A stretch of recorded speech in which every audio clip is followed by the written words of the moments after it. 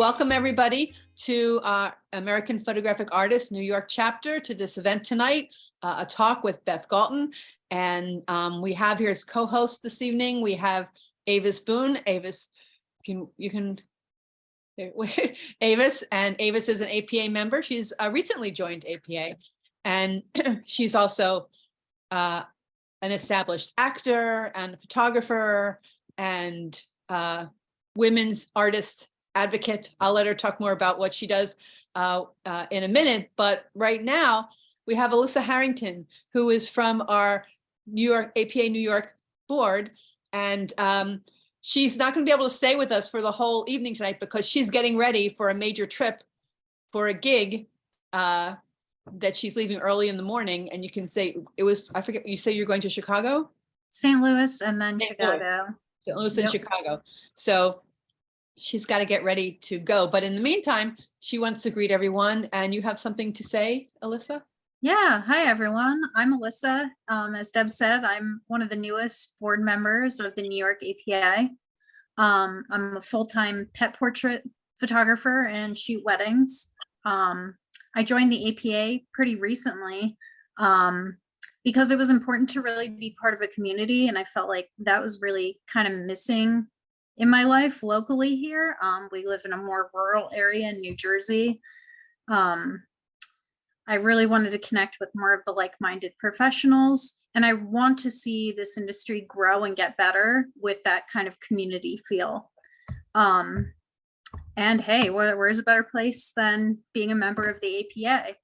The APA is in New York, is the Northeast regional chapter of the American Photographic Artists, the country's leading not-for-profit advocacy organization for commercial photographers. I'm not a commercial photographer myself, but I'm learning so much about what commercial photographers do just by being part of this organization as well.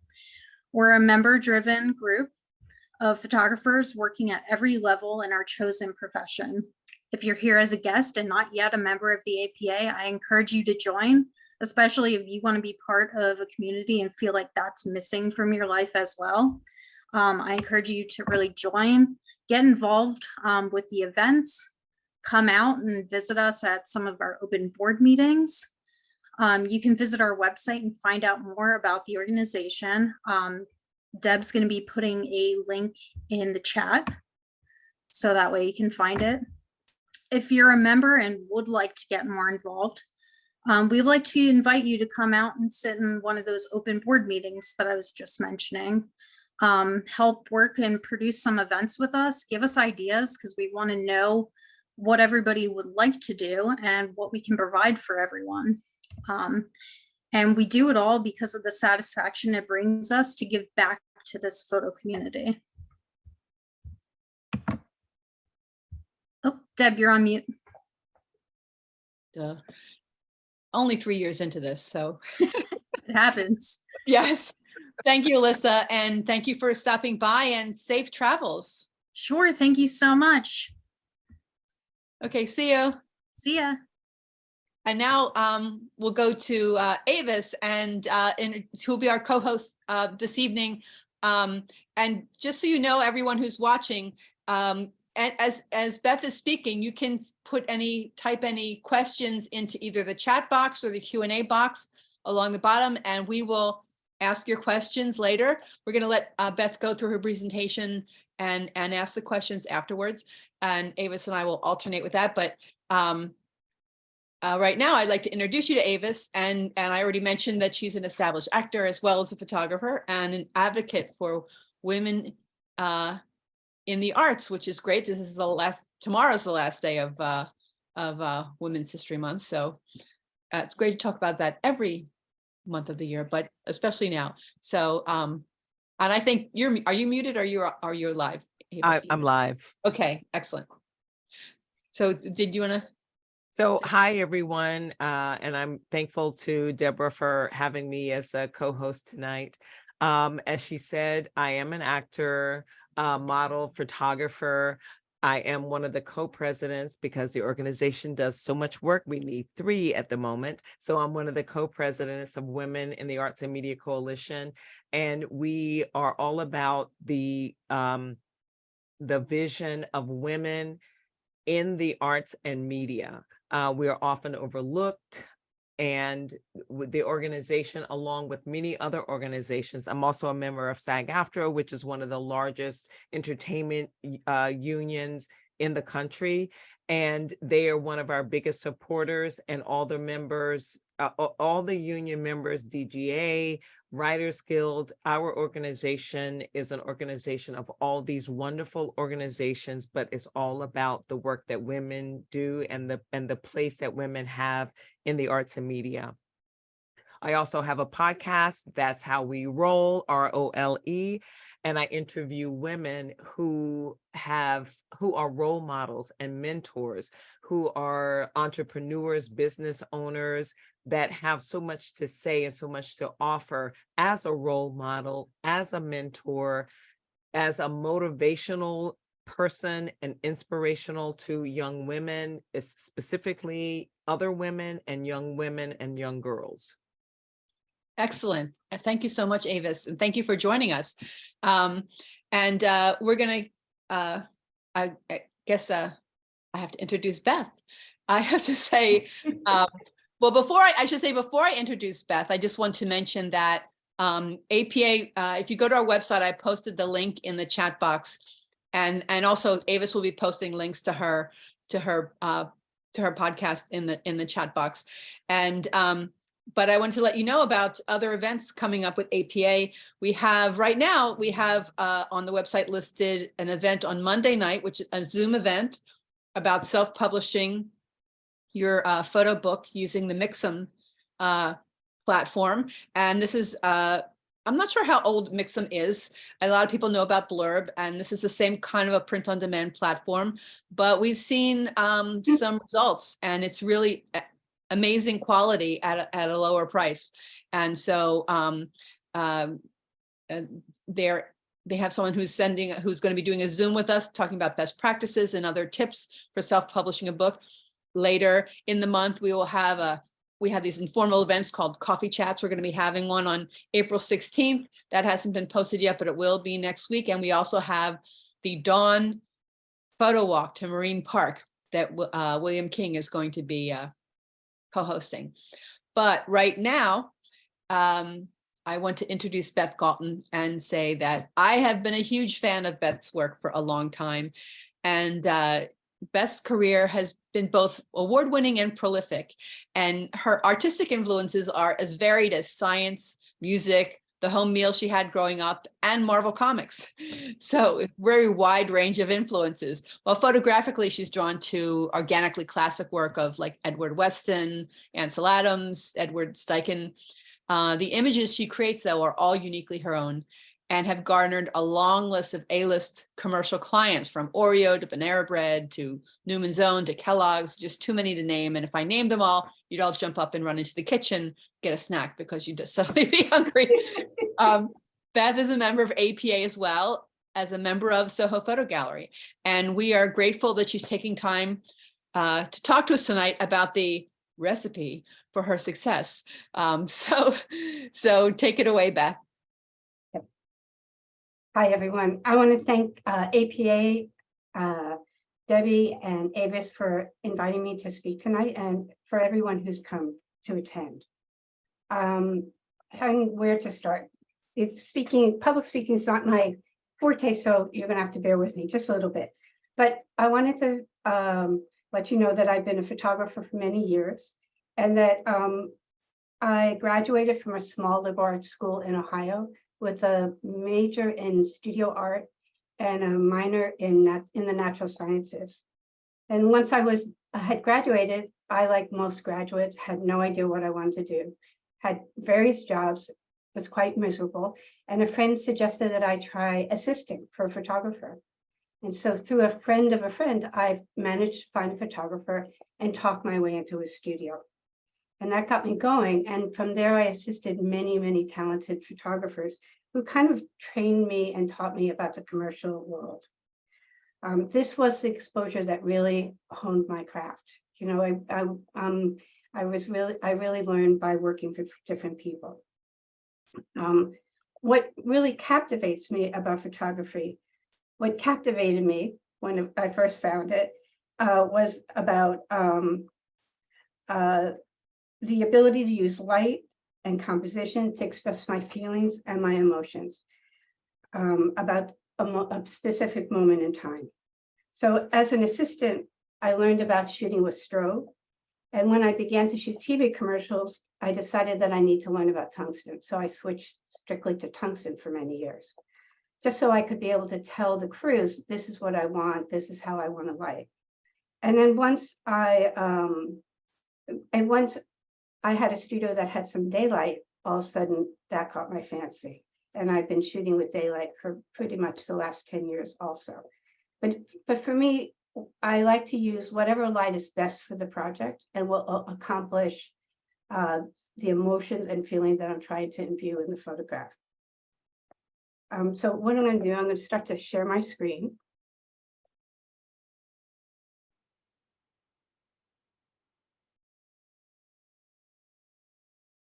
Should have started that earlier. Sorry about that.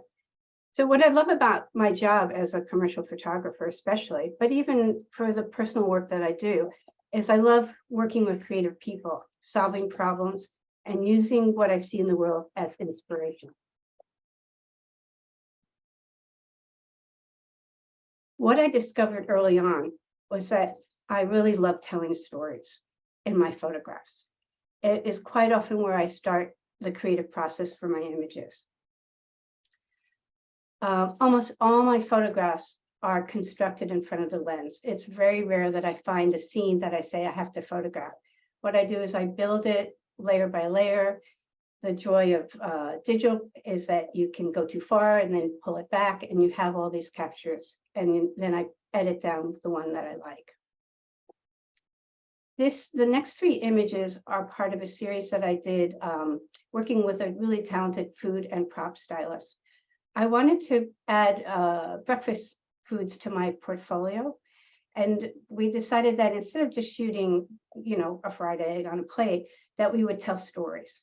And we wanted to tell stories about food in diners, all different times of day and night. And within those stories of where those diners are, we also wanted to tell little stories about what was happening. So this one is about a mom who dragged her kids to morning breakfast. This one is about a policeman who has a sensitive side. This one is about a breakup. I like to capture moments, and quite often, like the image on the right is one where I combined strobe and daylight together. And when I first started, I wanted everything sharp and crisp, but as I've evolved, I really like the sense of motion in the photograph. Food really lends itself to telling stories. And this is a series about baking that I did with food stylist and a prop stylist. And I wanted some kind of feeling of movement and action, that people were really there. And the same with this. And this was a combination of daylight and strobe.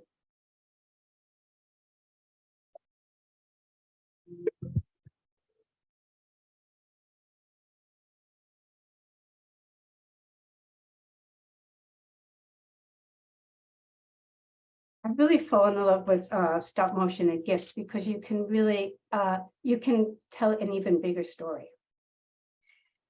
These two images were done for Smuckers. They asked for me to create stories around recipes that they gave us. This is another one for Smuckers. But it's a real collaboration. The food stylists, the prop stylists, we all put our heads together. This next series is called Santa Rosa. I work often with Mariana Velasquez, a really talented food and prop stylist. And she came to me with an article written about Luis Barragan, the Mexican architect. And in the article, it talked about how he loved to have dinner parties and design all the food around being pink. And Mariana wanted to create a pink dinner party.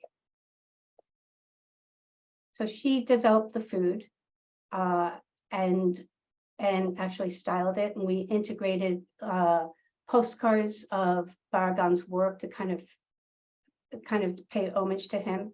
And one of the things in the article too that really spoke to me was that Barragan's homes and buildings really are, the light in them is really amazing. He was very conscious about how light would come into each room. In fact, I just shot in a Barragan house, and the sunlight never even came in some of the rooms. Like he positioned some of, it was always soft light, and there were other rooms that the light would cascade across. So anyway, I'm always trying to play with light and see what I can do and how I can make it different. So this particular series, I had a wall up in my studio, and I took a big Studio 2K and I bounced it into the wall. And then I wanted it to have some shadows, some hard shadows. So I took broken mirrors that I use in film and returned the light, which made this kind of, I thought, kind of soft, magical, yet hard light. I'm also always looking for happy accidents. And this next series was part of happy accidents. We were working on recipes, and as the food stylist pulled the sheets of paper with the roasted vegetables and fruit on it, she called me over and said, "Look at this, it's just beautiful." So we photographed it, and then she peeled it off, and I said, "Oh, I have to photograph the paper also. It's equally as beautiful." So this particular series won a bunch of awards as well. This series is about creating a scene around meals, again with Mariana. She wanted to kind of show different scenarios. And I really thought a lot about the lighting and how I wanted it to be in each of these shots to help tell the story.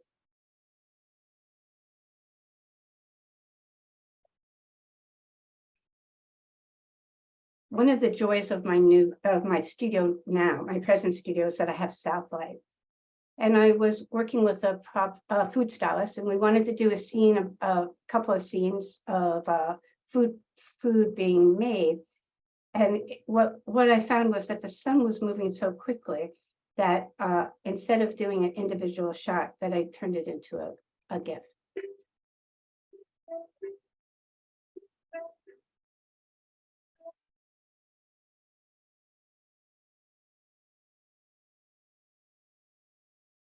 And sometimes my photographs don't have to be specifically reality based, particularly with my still lifes, but I try and express an idea or a feeling.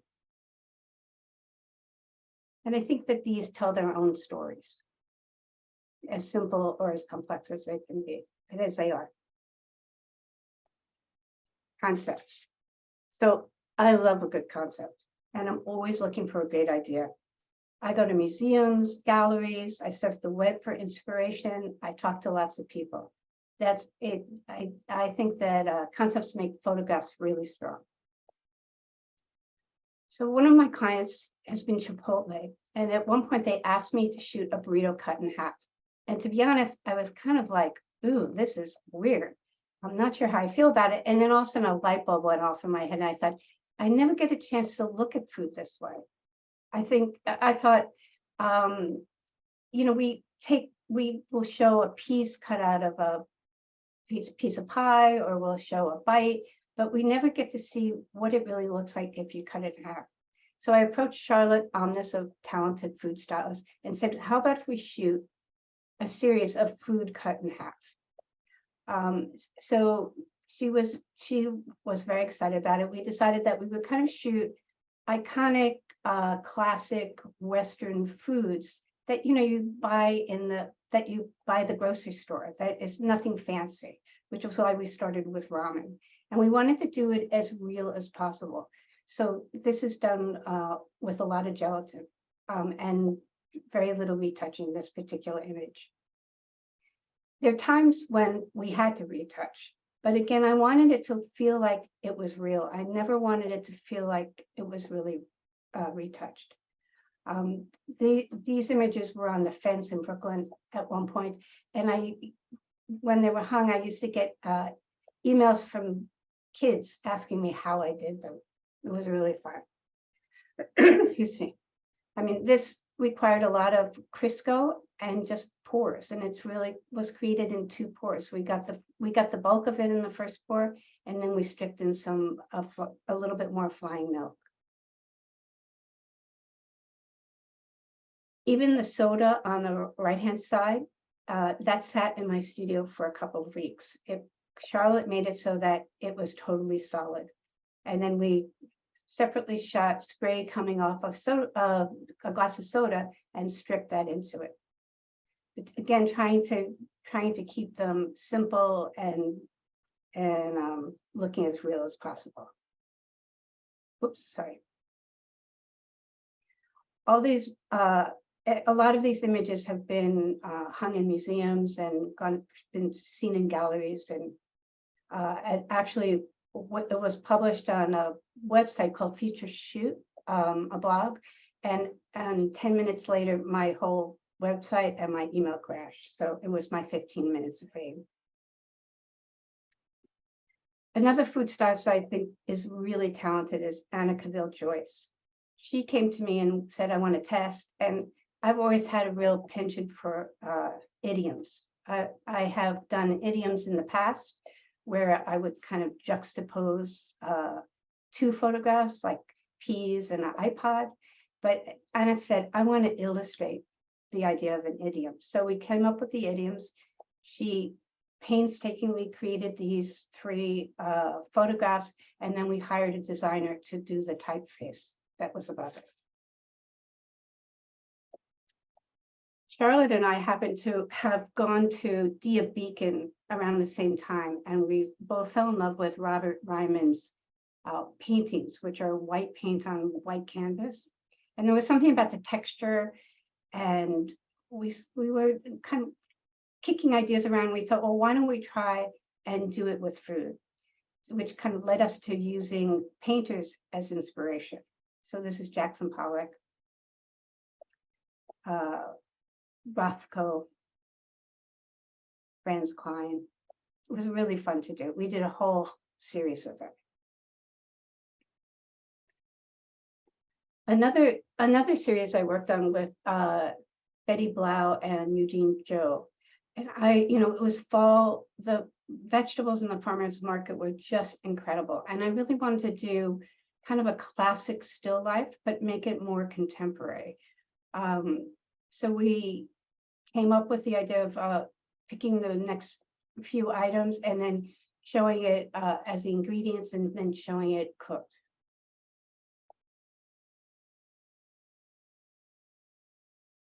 And I use a lot of inspiration from paintings, as you could tell, and from lots of artwork. I'm always in museums.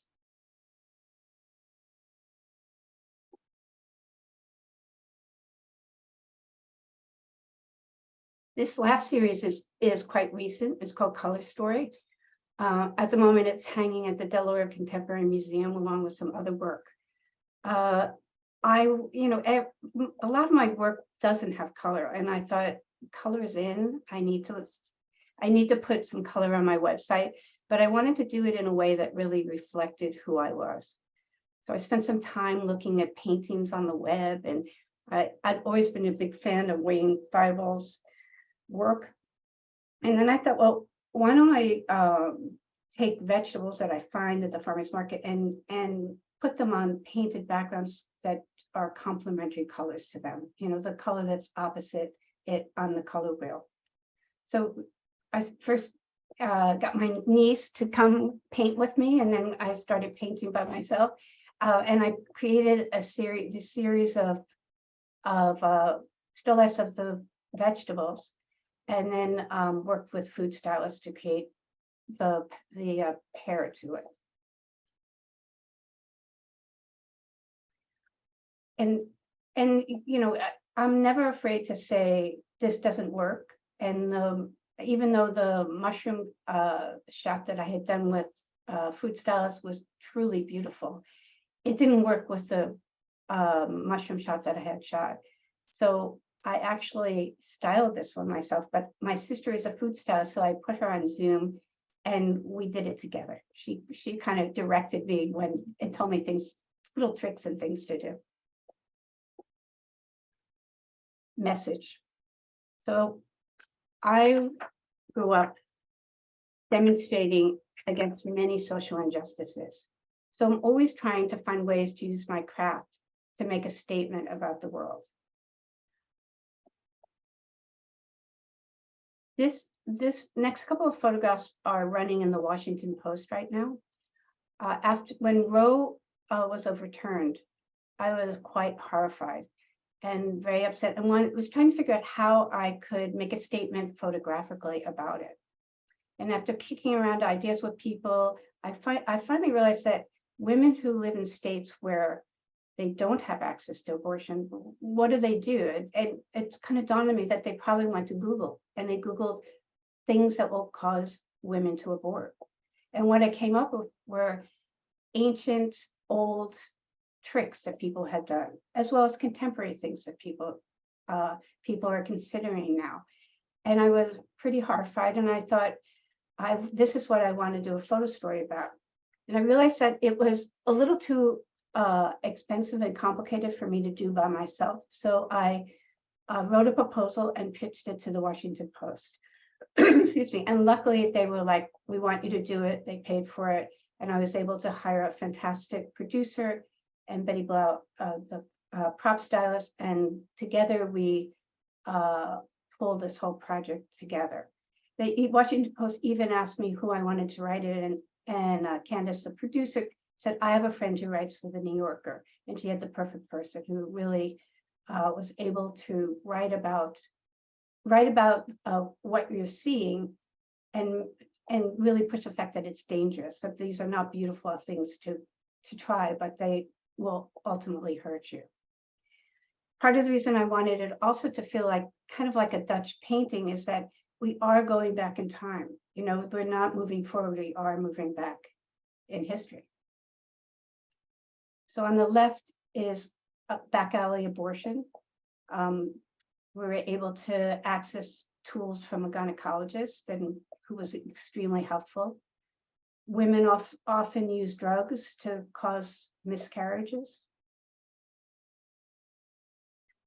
There's the classic bodily harm, which is on the left, as well as herbs that have been traditionally used to help women with menstruation as well as abortion. This next video I'm going to show you was I was involved with a project from Olivia and Mather out of Chicago, and it was based around the Me Too movement.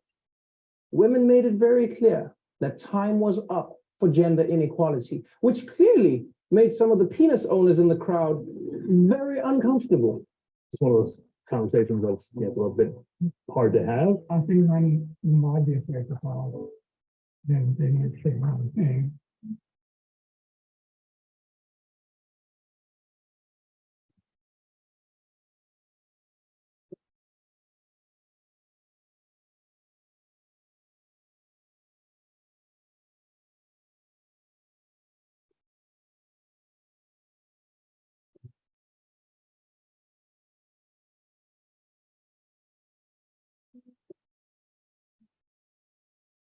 I love it. I don't know what it's like to walk in your shoes. Be overqualified and underestimated, to be objectified, to be silenced. I do know that you deserve better. Have you done this?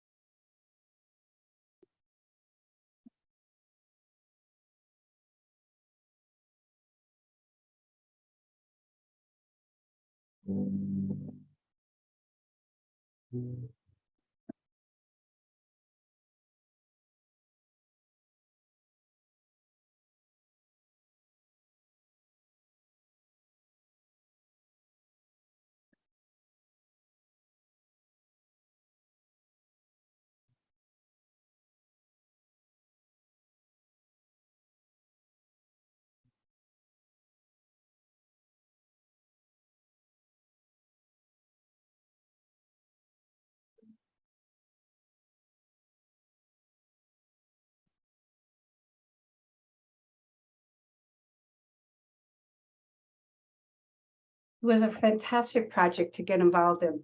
And we did, and the prop stylists who sourced all the props spent 2 days on my fire escape, dressed in a jumpsuit, respirator, and goggles, spraying everything black. So none of this was done in post. It was all done for real in front of a camera. This next piece was I decided to do because I was so upset by the Trump policies against immigration. And I got this crazy idea in my head that I wanted to build a wall of crackers and have them come down. But I couldn't quite formulate it so that it had a beginning, middle, and end. And I turned to a writer and a copywriter who I've worked with in the past, and they were able to take my idea and make it much better.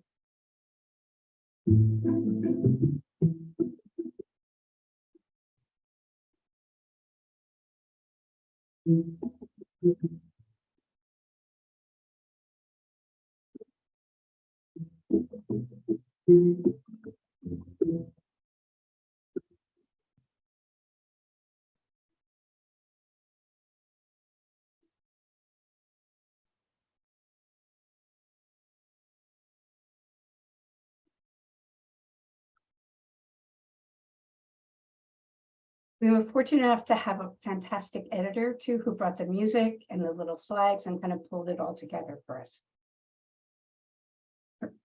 You see, collaboration. Okay. This is part of the process I probably love the most.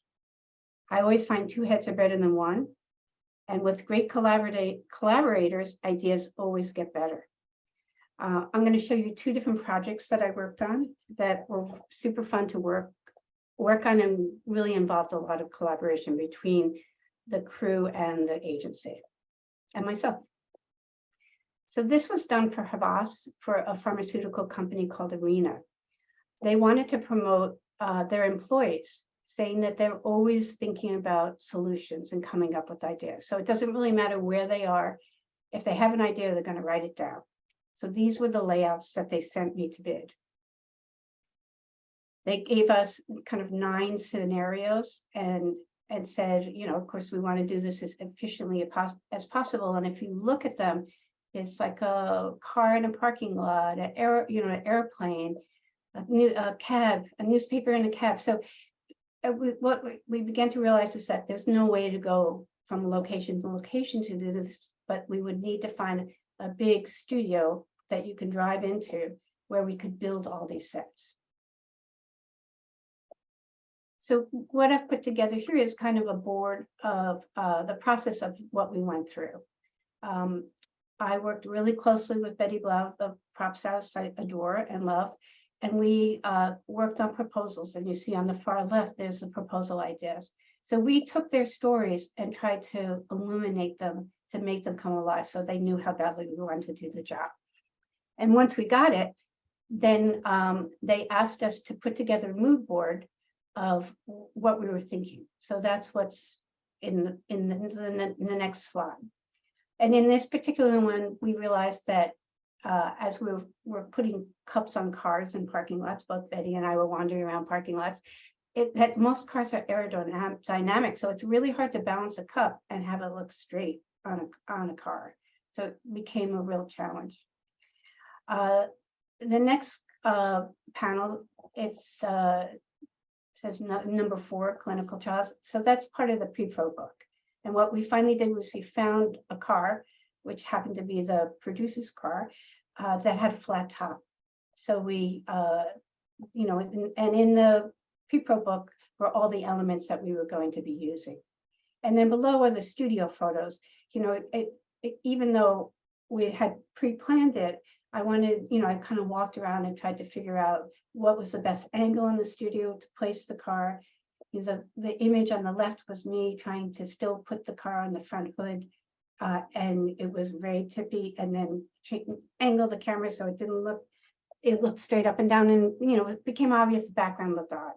So it's just showing that that there, even though we had planned it ahead, we were still looking for solutions. And then this is the final shot. What they had asked with all 9 shots is that we create cinemagraphs So I knew in order to shoot motion and stills and be as efficient as possible, that I'd have to light it with daylight LEDs so that I could utilize the outside of the studio as well as the inside. So you're looking out the outside doors. Again, here's another schematic of the airplane, the interior of the airplane that we needed to create, the proposal, the mood board, what we actually sourced for the client for the pre-pro book. And then on the bottom, there are some pictures of the set that we created. And then this is the picture, the final shot. I really wanted it to feel like, you know, when the airplanes tip and the sun comes pouring in, and it highlighted the boarding pass where the idea was written down. This last one is the bathroom, which was really probably the most challenging, because I wanted a steamed up mirror with this idea written in the steam. So our proposal, our mood board, you can see my feeble attempts with an iPhone. I was steaming up the stylus bathroom, you know, drawing on the mirror, trying to figure out how I was going to possibly light this. Our pre-pro, where we showed them what we were purchasing. And then on the bottom is the set that we created with many people huddled around. We ended up hiring a inside prop from the film world to create the steam on the mirror. And as we started drawing on it, we realized that there was no way to create the whole this little scientific icon and have it look good at the same time. So we had to shoot it in pieces and then had to retouch it, put it together. Excuse me, put it together. This is the final shot.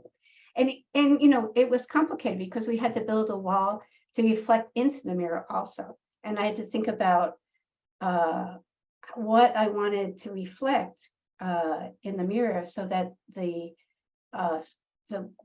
little icon would actually read. But I also wanted it to feel like a bathroom. So there was a lot of thought that went into it besides to make this really work.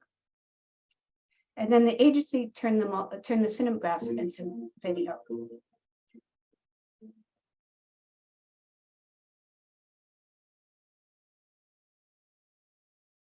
And there were five more of these that we did. So it was quite a big project and super, super fun. You know, it was very, very collaborative between the agency and my crew and I.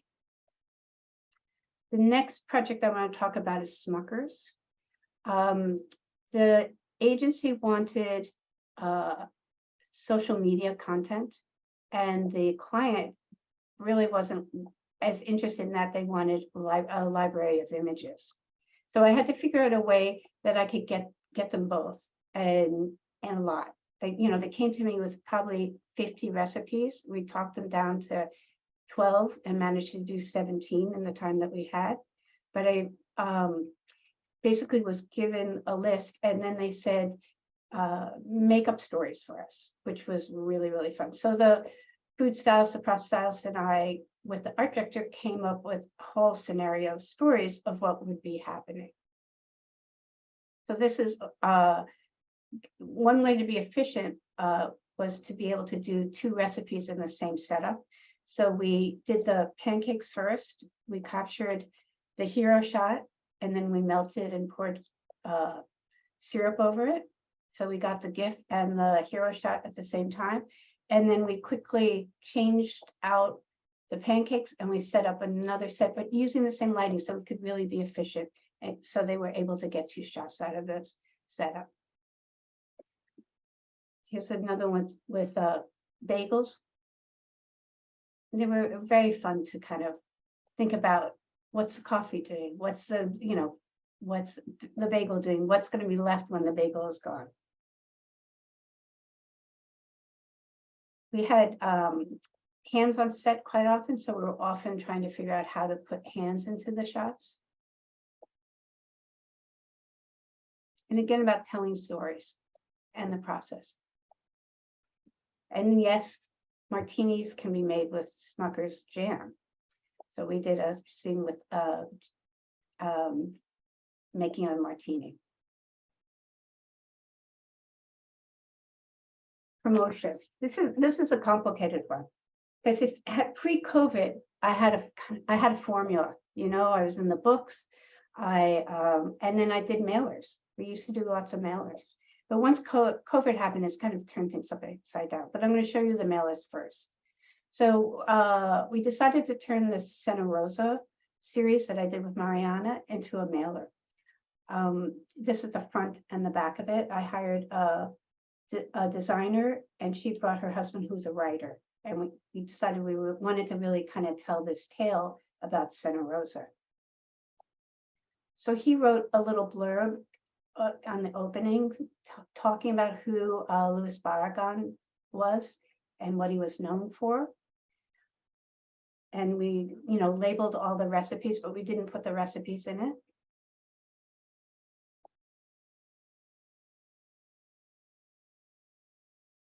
And again, more information about Luis Barragan.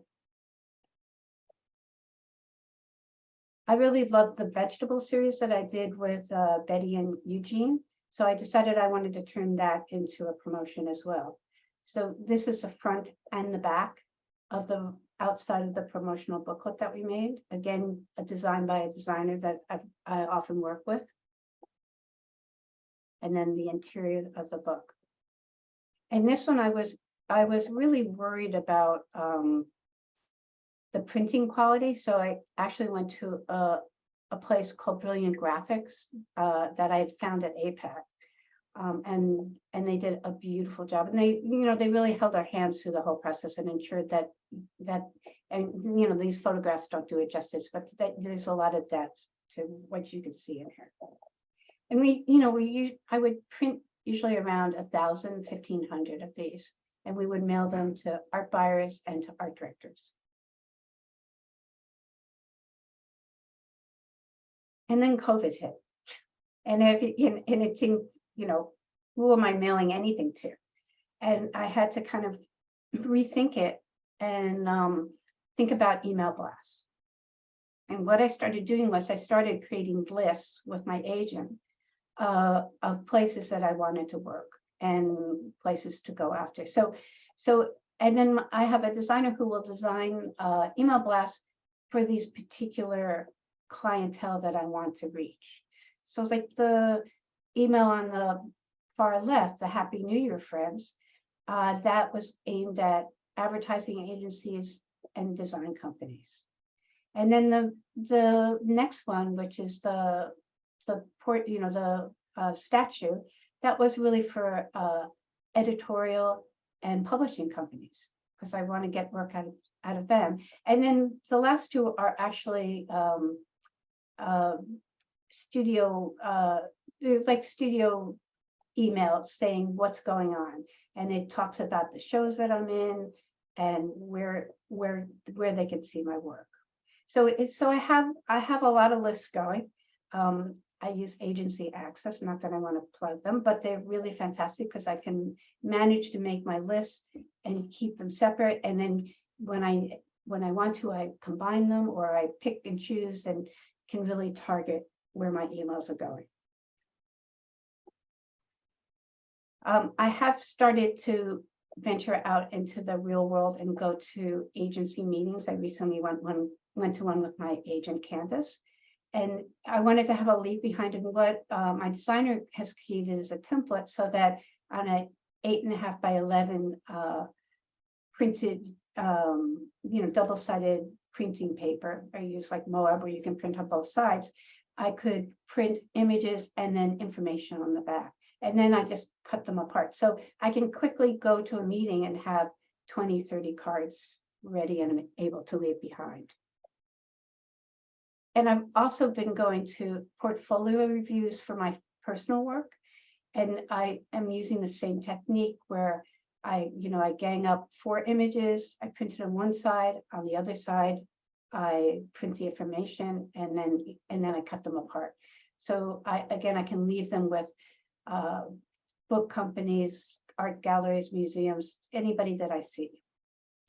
And then what's on the far right are actually postcards I just made at MOO for the Delaware Contemporary Museum, because they asked if I could produce postcards that they could sell.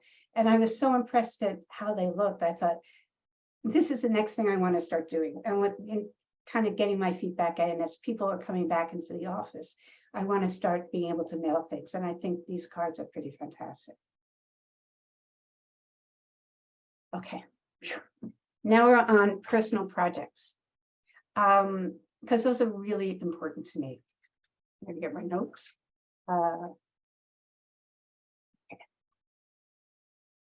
You know, I came to photography by falling in love with Edward Weston and Steichen and Strand and all those amazing, you know, Irving Penn, amazing photographers. And so even though I love doing commercial work and solving problems and shooting for clients, I've always had this insatiable need to do my own photographs.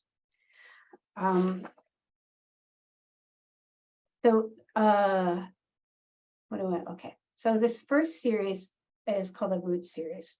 And I did it probably consists of about 12 images. And they're all of plants and their roots. Because I became kind of interested in the idea of what tethers a plant to the ground and to the earth. So I spent a lot of time wandering the flower market, sticking my finger in plants, looking for interesting roots, and would bring them back to my studio and shoot them. And at one point, I grew a potato and had roots, and then I started realizing that potatoes were really interesting shapes. So I hunted through the farmer's market, found amazing shaped ones, put them on my window, started growing them, and started photographing them. And this series is called Potato Love. And all this work has been exhibited in galleries. So after I finished Potato Love, I got super busy and I put the potatoes in a bin and I forgot about them. And about a year later, I unpacked them. I found them, you know, I was cleaning out some corner in my studio, and there they were, and they had turned into the most spectacular object.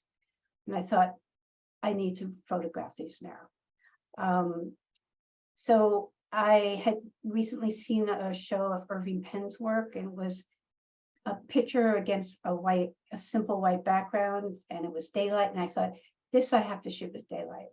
So I set it up next to my north-facing window at the time and did a whole series of these images. In 2017, my mom and my dad, who had lived apart for over 50 years, they'd been divorced, died 3 days apart. And my sister and I inherited my mom's house.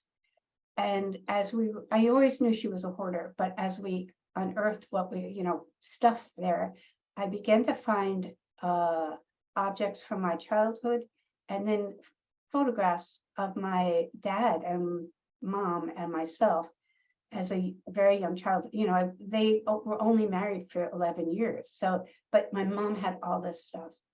And I had this very tumultuous relationship with her. We never really got along. So I thought, I have to take these objects that I was finding and bring them back to my studio and take photographs of them.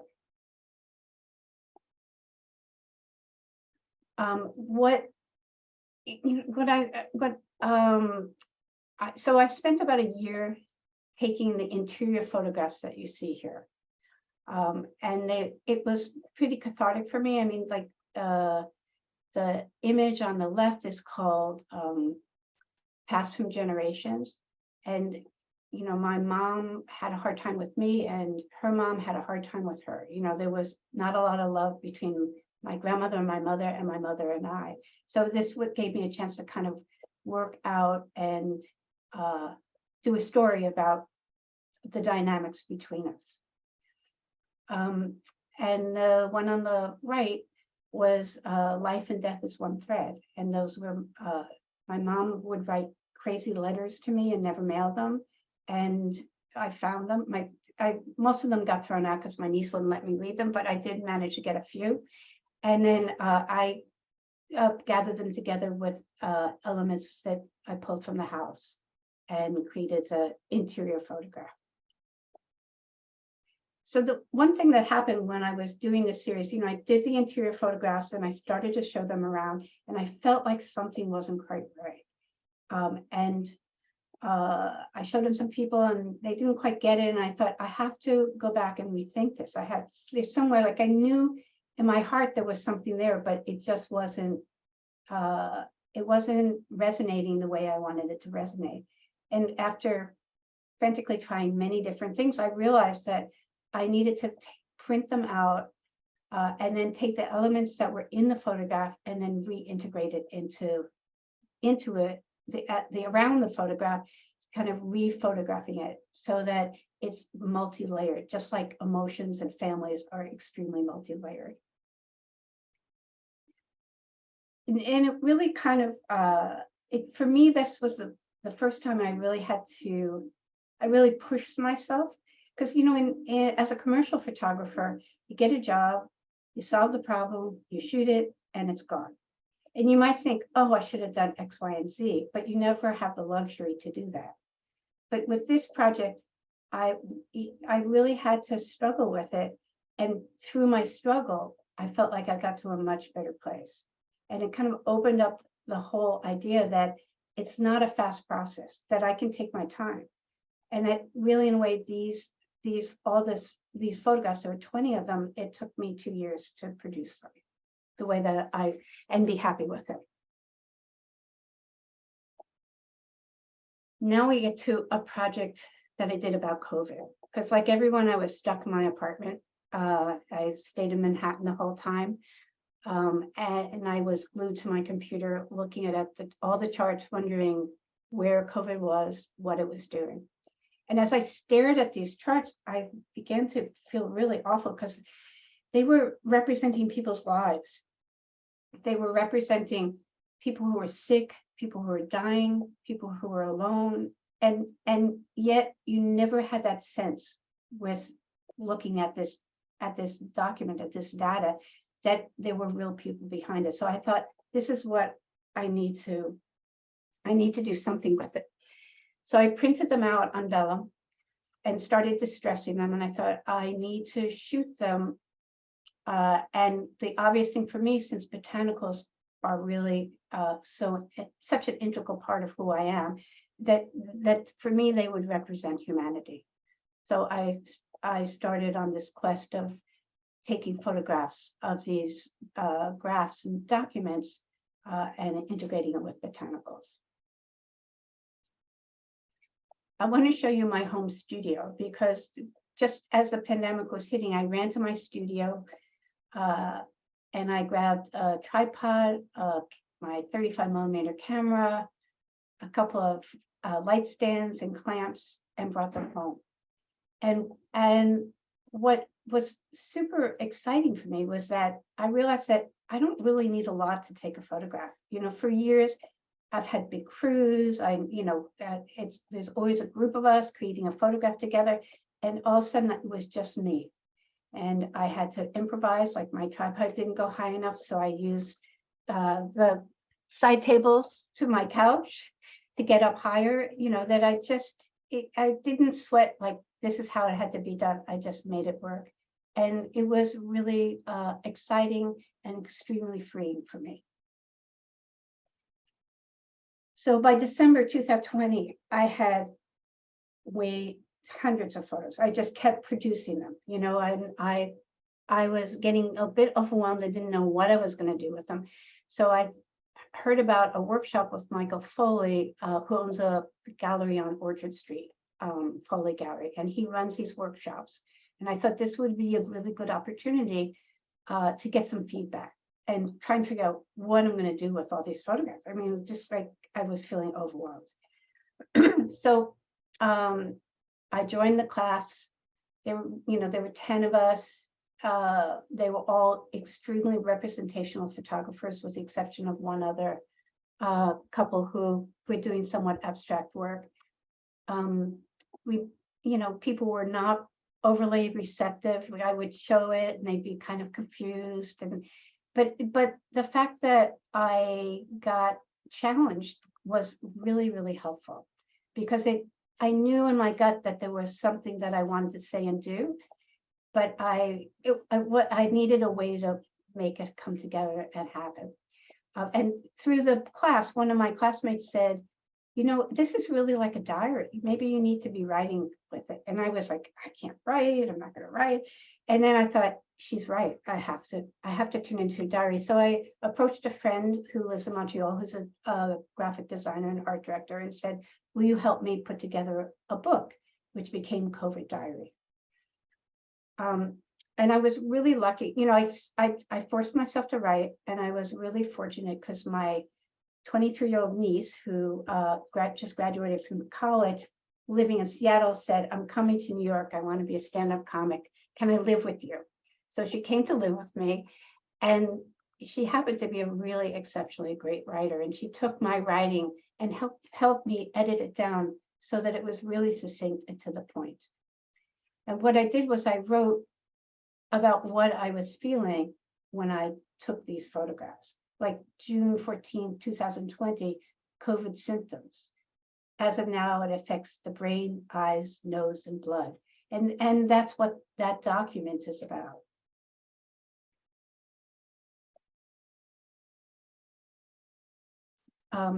You know, and I have a little stash of botanicals and things that I've collected over the years that I integrated into these photographs.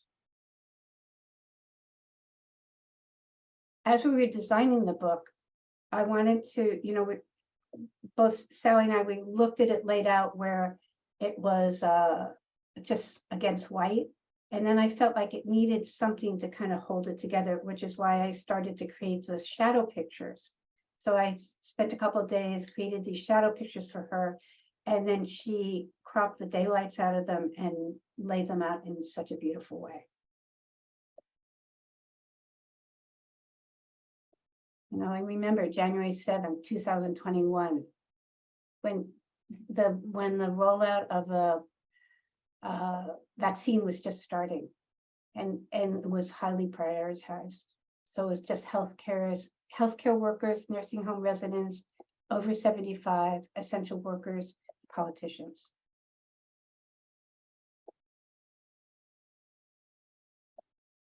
I managed to talk my pharmacist who gave me my COVID shots to lend me some bottles and a syringe.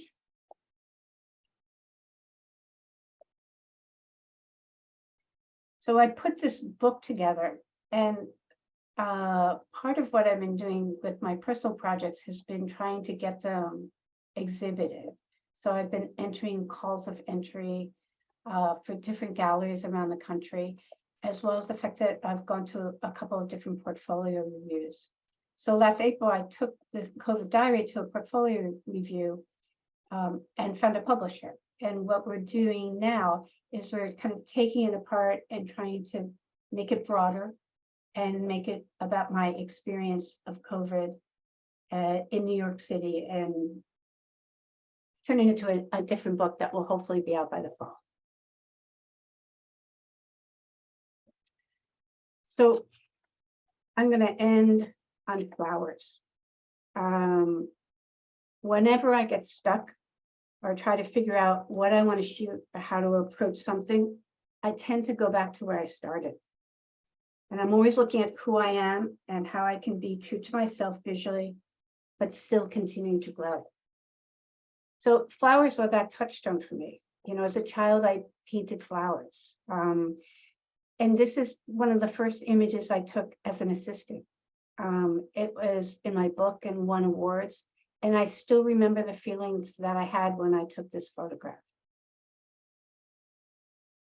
And when I went into business, I became obsessed with dried flowers. And I did, for probably 8 years, I photographed dried flowers. I had a wall that I covered with dried. Every time somebody gave me flowers, I pinned them up on the wall. And then I experimented with how I might photograph them. Then probably, I think that was in the probably the late 80s, early 90s with the dried flowers. And then I went back to real flowers, and I wanted to kind of look at them in a more microscopic, close way. And then in the mid like 2010, in that decade, I started looking at flowers kind of more iconic and more dramatic. I wanted a kind of a stark way to isolate their beauty. And I'm making this very short. I feel there's like a million other flowers in between. But now this is where I am. These were done a couple of years ago. Back to dried flowers, because again, there's something about the way things dry that just really draws me to them. And this is daylight, you know, and now I'm playing with daylight and how I can light them and have them speak to me. And then maybe a year and a half ago, I became obsessed with the idea of reflecting flowers into mirrors and kind of creating this greater depth. And then I thought, well, what if I reflect color instead of black into it? Because I tended to always navigate to something dark. So then I did this series of flowers reflected in the mirrors.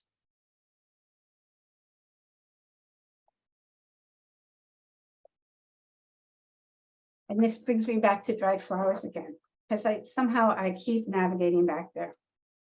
And I'm going to read to you what I think about this last series of images, these last four, because I've been really caught up with, again, the shadows in my studio and how they move through the space and what they might represent.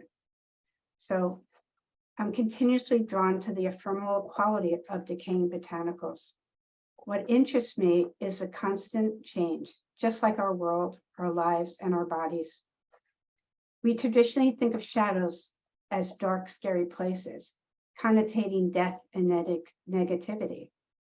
But they can also imply the presence of light, which so brilliantly shows us the details and dimensions of our world. Yet it is fleeting, changing quickly as the sun moves, causing us to keep looking and watching as light changes, thus creating an environment for constant learning and curiosity. Thank you. That's it. That's my Thank you, Beth. That's fantastic. great. We have some questions for you, and your work is obviously beautiful. Thank you. I had a question as a person who collects stuff. As a still life photographer, do you collect objects wherever you go, you know, to have them, thinking you'll be able to use them one day, or do you do all your shopping as you're building each image? But I only have so much space, so I have to be very particular about it. If I see something that I just think I have to have, I will buy it. Or if I have an idea, then I will shop for it. You know, and the botanicals I'm picking up all the time, and then every so often I clear them out and start over again. Did you want to take one of the questions out of the Q&A, out of the chat box? Yeah, sure. I just wanted to say, Beth, I've always wanted to do stop motion, but it's just me. It's so tedious, but it always looks fantastic. And yours, the stop motion, the gift that you did with the sunlight changing, I just love that. Thank you. So I'll just start with the one that's right in front of me. There was another one. Jayatsna, I hope I didn't butcher her name, Jayatsna. She says your work is exemplary and so inspirational. She says, do you have any tips on how to collaborate with prop or food stylists when you are still newer in the commercial industry? That's a good question. You know, I usually come to a project, especially if we're just testing together, with a concrete idea, a place to start. You know, sometimes like the diner series, all I knew I needed to do breakfast stuff, and then somebody said, let's do it at a diner, and then some, you know, and then it just kind of happens. you know, I think what's really important is that you work with people that you feel comfortable with and that you have a rapport with and that you can collaborate with. Because I know there are photographers who say, this is what I want to do, this is how I'm going to do it, this is what you need to get me. But for me, I always find that when I hear other people's voices and I look at myself as a director in a way, that I take all their input, I say that resonates, that doesn't quite resonate, I love that idea, you know, and then we build it together so it becomes a cohesive piece. So I think for somebody new, it's really important to just find those people that you click with and connect with. I mean, that's easier said than done because, you know, a lot of times when you are new, like you just don't know where to go. And, you know, this, you know, photography is one of those things that if you want to know how to do something, you'll ask someone, and maybe the opportunity doesn't always present itself to allow you to go and follow that person. So, but that was a good question. I like that. You know, there are ways to do it too. Like if you're an assistant, you meet people on set, right? And if you don't know anybody, then you look at prop stylists and food stylists and you follow them on Instagram and you say, I really like their style. And then you DM them and you say, you know, I think your work is great. Can we meet and talk? You know, and there are prop stylists that I don't know that we DM each other and say, let's have a cup of coffee. So it's just getting, you know, saying this is somebody interesting and sitting down and talking to them and seeing if it clicks. Yeah. Along those lines, you mentioned you work with, you have an agent. How does a photographer know when they're ready for an agent? Oh, that is a really hard one. Only tough questions tonight. Okay, traditionally, it was always, you know, cut your teeth on editorial, build some clientele, and then an agent can take you to the next level. I can't really honestly say that I know that that is still a truism, but that has been traditionally the way it's been done. Have you seen it in any other way than that?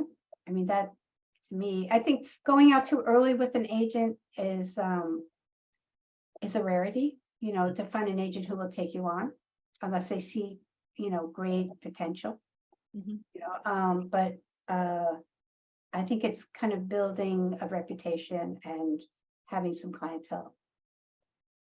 Yeah. Linda, Linda had a question that was much earlier. Do you usually have an idea first, then pitch it, or do the agencies find you? So I guess that's along the same lines as, you know, like how do you become Beth in the world?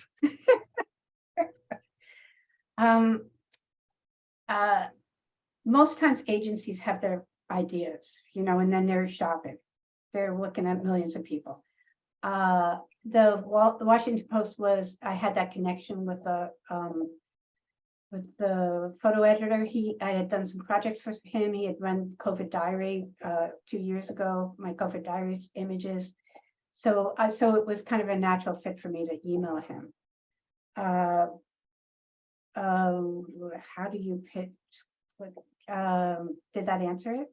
I'm not, you know, I think that it's a combination of different things. And then I have my own ideas, and my own ideas I do myself, and then with the hopes that they'll attract clients. So yeah, I'm not sure if she means just, you know, like how do you get the idea? I'm not sure if that's what she means, or does the agency come up with the idea and then you just follow through with that idea? I know that in some cases it's a little bit of both. Sometimes they say, what do you have? This is what we want. What do you think? Or what ideas do you have? I mean, it can be general, like the Smuckers campaign, you know, the Smuckers project, where they said we need social media and we need library images of these recipes, and then we came up with the ideas of how to shoot them. Or it could be like Havas, they had very concrete ideas of where they wanted these scenes, And then we just developed those ideas. You know, they were very specific with us. So but there's usually a premise when a client comes to you that they need something. And that's usually the place that you start.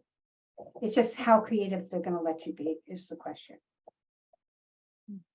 The ad that you showed so much about, the ads, I should say, the pharmaceutical project with all the storyboards and everything like that, that just seemed like such a complicated and big project. I suppose a project like that is where an agent comes in to help you put it together and put your bid together and all that, because that seemed like such a complicated project to create a bid for. It was complicated, you know, and the agent had a producer on staff, and they helped put it together. They helped put the bid together. But the actual project, we had a separate producer who helped produce it. You know, that kind of made sure that all the pieces were there and all the people were there. Yeah. You There know, was a lot oh. of planning, but I'm sorry. No. I wanted you to finish. Sorry. Sorry. You know, you were talking about your mom and the relationship that you had with her and the pieces that you found. And, you know, I just know that, you know, my mother, she's in North Carolina with a whole lot of space. And she told my sisters and I that if you want your stuff, you better come and get it, because I'm getting it out of my house. But she took it to what we call the little barn house, because it's a little house, but it's a like a little storage thing that's in the yard. But the things that you did with it, which, you know, with the pictures, I think it was like the family pictures. I don't know if it was you as a child, but somebody as a child.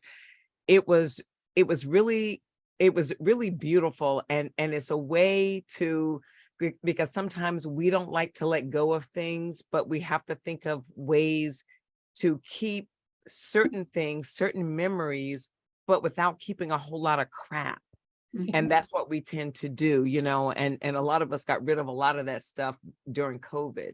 And that was very interesting. All the things that you did, all the things that were showing, that were on the news, all the things about vaccines and death and all these things that were going on, that you were really thinking. And I admire that, because if you can just keep thinking and creating while something is going on, to just remind us what's going on, it was wonderful. And so how did you think about, because even though those things are different, how did you even think about creating something with that stuff, you know, with your mom and then with COVID? With my mom, you know, it was really, I was in a state of shock that both parents died 3 days apart, you know, in different states. And I mean, it was, and, you know, when my parents got divorced, my mom did the worst possible thing. She tried to make us choose between she and my dad. And I chose my dad, and my sister chose my mom. So when my mom died, I was like, why? She did this so I couldn't mourn my dad. You know, my dad died first and then my mom. But I thought, I have a lot of feelings, you know, from my childhood. And this was my chance to work them out, you know. It was very cathartic in a way, to be able to take the objects that I found, to take her pills, all the photographs of the baby, all the pictures of either myself, my dad, my mom, or my sister, and really kind of explore and look at my own emotional feelings and try and put them into a photograph. You know, and in terms of COVID, I was trapped in my home. My son came home, my 30-year-old son came home. My husband was here, my next door neighbor. We were like ready to fucking kill each other. And I thought, I have to do something to distract myself, because I'm going to jump out the window, you know, like we can't be far enough away. So I put headphones on and I would just like think about how I could make pictures out of this stuff. You know, it was kind of survival. I staked out my little studio in one corner of this space.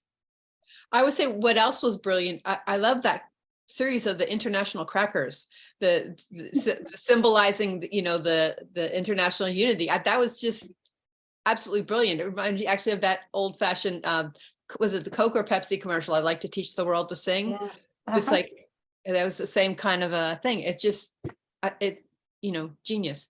Thank you. Um, Well, but it wasn't really my idea. It was really Amy Haddad and Florence Buchanan came up with the concept together. But you know, they took my fixation with crackers and made it into a political statement, which is like what I wanted. your fixation with crackers as the personal fixation. Well, there was something about, you know, those you know, that type of cracker. I wanted to make it into a political statement. Yeah. And they did. That's cool.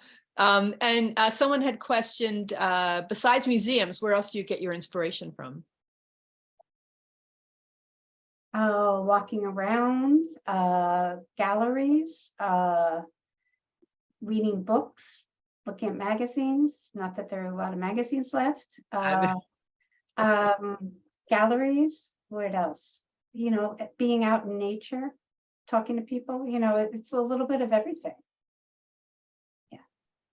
You know, I like looking at other people's work because then you know, I'm always thinking about, oh, I like this image. What, you know, how could I make it my own? Or well, I like the idea. Usually it's an idea that attracts me, and then I'll say, well, how can I use that and make it my own? Yeah. Oh, Linda asks, if a particular shadow that you love disappears too quickly, do you let it go right away or do you try to recreate it? Well, in my studio, I have my tabletop on wheels, so I kind of follow it. I try and, you know, I have it pretty simple. You know, I still shoot with a view camera and I have a digital back on it, and I have it pointed down if I'm doing shadows on a surface, and I move the camera and move the surface to where I want it to be. And if it's gone, it's gone. And then the next day I'll find something else, you know. Mm. Yeah. Do you complete that work with that? That wasn't part of her question, but you know, there's something that would have attracted you to that particular thing, maybe that shadow that she mentioned. So do you just follow it until the shadow is gone and then you go to the next day? Do you try to recreate it or do you just move on to something else? You know, I try and work through an idea as much as I can. Once in a while I'll say, oh, I gotta go back to this because it's not quite right. You know, with the COVID pictures, I would shoot them over and over and over again, put things together, it wasn't quite right, then I'd go back and do it more. But I try not to be too attached to things, you know, like, because there's always something magical that's going to come along. You know, you'll find something else, or something will be better, or, you know, it just seems to be like, yeah, I try and balance that obsessiveness with letting go. Oh, we've gotten comments about how much people enjoyed your talk, Beth. Jeff said, thanks, Beth. The work is beautiful. I also appreciate you using your creativity to bring awareness to social causes.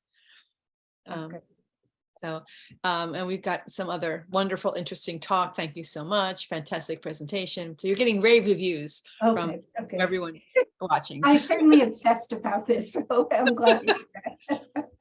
But it's probably, I'm guessing you obsess about this the way you create your photographs look like you obsessed over the details too. So I'm assuming it's the same. Yeah. The same thing. Yeah. But there is, you know, again, that thing, it's like they're details, but then, yeah, at some point you just have to let it go. Yeah. Yeah. Yeah. So someone just posted, thanks, Beth. I hope to meet you at Soho Photo Gallery sometime. Love your work. Lori Peak wrote that. Uh-huh. And do you have any questions, Avis? Did you want to? I don't. Everything was lovely. I do have I never thought about photographing them, but I do love flowers, and I love them when they can stay so nice and then I dry them. Mhm. But I don't want to keep them, but I would love to photograph them. So you gave me a new idea to do, Okay. something to do with that. That's great. That's great. Oh, someone, Sue Ann Hodges wrote, so glad you showed the older dried flowers. I have a poster from that series. Thanks for a great talk. But we do appreciate you spending some time with us this evening, Beth. And I'm also interested to see your book when it comes out. And we'd love to host a, maybe if you're interested, a book signing or something when your book comes out, if you know, Definitely. would be fantastic. Okay. But thank you again, everybody, for joining us. This was recorded and hopefully at some point it will be posted someplace. Right now, they're deciding where to post things, but so hopefully those of you who missed it will be able to see it at some point. And thank you, Avis, for joining us as co-host. Thank you for having me. You're very welcome. We have to do this again sometime. And and Beth, thank you again so much. We just really appreciate it. Thank you. Great. Thank you. Thank you, everyone. Bye-bye. Thanks for having me. Thank you.